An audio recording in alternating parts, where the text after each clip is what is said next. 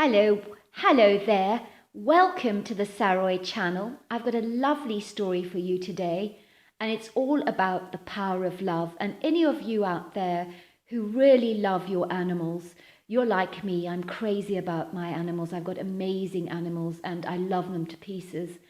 And so this story really touches my heart. And if you're an animal lover, it will for you as well.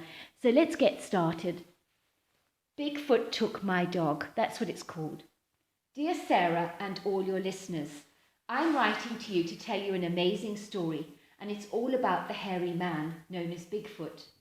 Did I believe in him? Not really. But then why would I ever believe in something that I had physically never seen? Before I tell you my story, I need to tell you a little bit about myself and my character so that your listeners may understand why I behaved the way I did the day that Bigfoot took my dog. First of all, I'd like to introduce myself. My name is Kirsten and I live in Northern Carolina. I am 32 years old and my encounter happened in the fall of 2005. I am married to Douglas and have two girls, Tammy and Carly. My home in Carolina is very rural and I live on a large plot of land that overlooks some national forest. It is very beautiful here. One of the greatest loves of my life are my animals, especially my dog Hercules, who is a large basset hound whom I absolutely adore because he is so hilariously funny and has the most amazing personality. Before he eats a meal, he will sing for his food and sometimes even howl in a funny way. And at night he cuddles up to our two cats, Cheshire and Maple, and they both love cuddling up to him. He is so affectionate and he is so cute, and I love him half to death. I also have a passion for feeding the wild birds in my garden every single day. I make my own bread every day, and yes, I cook an extra loaf especially for the birds, which I butter lavishly because I want my birds to enjoy their food. And in winter, they are exceptionally grateful.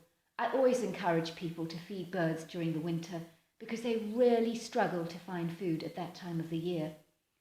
Believe me, every morning at the same time every day, all kinds of birds visit my garden, and it's a delight to behold.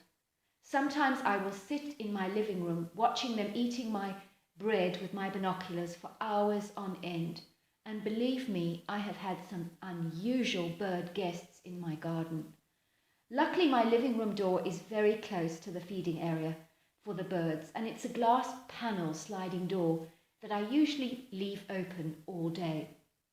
Anyway, one day I saw this massive sparrowhawk sitting on a tree branch, and he then made a dive for one of my small birds. I raced out into the garden, screaming at the top of my lungs and gesturing angrily at the hawk. In its surprise, it dropped the little bird that was in its beak and flew away. I was thrilled to have saved my garden bird's life. You see, Sarah, that's how impulsive I am. I do have some Italian blood coursing through my veins, which is why I always seem to act before I think. But more often than not, my huge passion for living animals always ends up paying off. One day I heard that one of our neighbours had a missing hog. Then someone else had chickens that were missing. And there were animals vanishing from one person in the neighbourhood to another. And someone also had their guinea pig snatched. No one knew who the culprit was.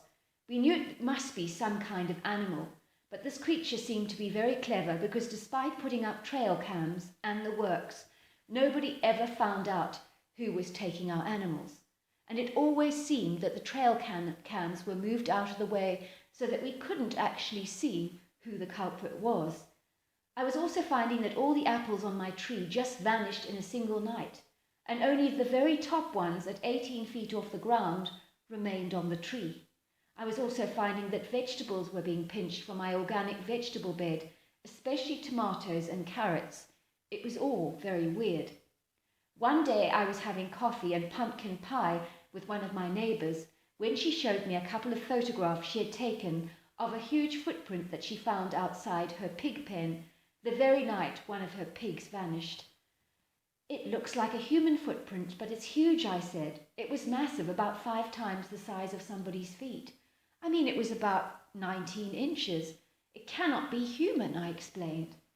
One day it was early evening and I was attending to my vegetable bed while my beautiful dog Hercules started to behave very strangely. He was growling and looking in the direction of a large hedge in my property. I looked over at the hedge and thought I saw some kind of movement, but I told myself I was mistaken and returned to my gardening unconcerned. I then heard the loudest, most terrifying scream coming from my basset hound. I'd never in my whole life heard my dog make such a terrifying call, and I never want to hear that noise again. It was the sound of an animal facing its inevitable demise. It was a sound of raw terror that was so tangible you could feel it literally going through every bone of your body. I jumped up to my feet as fast as I could. I did not care what this creature was. It could have been a lion. I did not care, but no one, and I repeat, no one was going to take my basset hound from me. I saw him in the early evening shadows. He stood on 2 feet and he was about 10 feet tall, with gargantuan proportions that were beyond belief. He was much, much bigger than a large bear, and he was agile and fast on his feet. His body was covered with human-like hair, but thicker and very, very tangled. The creature had thrown my dog over his shoulder as if he was a sack of potatoes, and my dog was screeching in fear. I ran towards the creature, screaming louder than I've ever screamed before. I screamed with such anger and fury, and the sound that came out of my mouth was a sound that I have never been made before and never since. Put him down! Put him down! Put him down now! I sounded like a predator about to kill. My demeanor that night was fearless because of the incredible love I have for my beloved dog. In that moment, the creature was not going to intimidate me, no matter what, and my body language expressed my fearless determination to tackle this creature head on, even if I risked my own life. That's how I felt. I saw the red eye shine in the creature as he turned around to look at me, and his eyes met mine for a moment. I do not know what he saw when he looked into my eyes and witnessed the full gravity of my obvious rage. This creature just dropped my dog on the ground and literally sped away so fast, scaling my 8-foot fence as if it was nothing.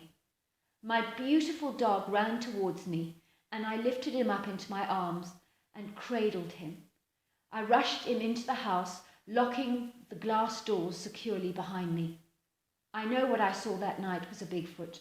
I saw him as clear as day, and I know without a doubt that I gave him a huge scare. I doubt he was scared of humans at all, but I think my behavior knocked him off guard, and he was not as sure of himself in that moment. I think he forgot in that moment that he had the power to take me out with a single swipe of his massive arms. I thought of a typical scenario for a comparison. My friend had a fearless Pekingese dog, and the Rottweiler down the road is terrified of him because this little plucky Pekingese is so assertive, bold and fearless. I think the fact that the little dog acts like he's a big dog makes the larger dog think he is big, and he becomes intimidated. To cut a long story short, my dog has finally recovered from the shock, and I believe he knows I saved his life that day. He hangs around me all the time now because he truly sees me as leader of the pack, as Caesar Milan would rightly say. I have truly earned my position as leader of the pack. Even though my dog was slightly bruised from being dropped from such a height, miraculously he did not break any bones, nor is he any worse for wear. Anyway, I hope your listeners like my story. I think I overcame Bigfoot that day because of the power of love. That was a wonderful story. Thank you so very much. Until next time, good night.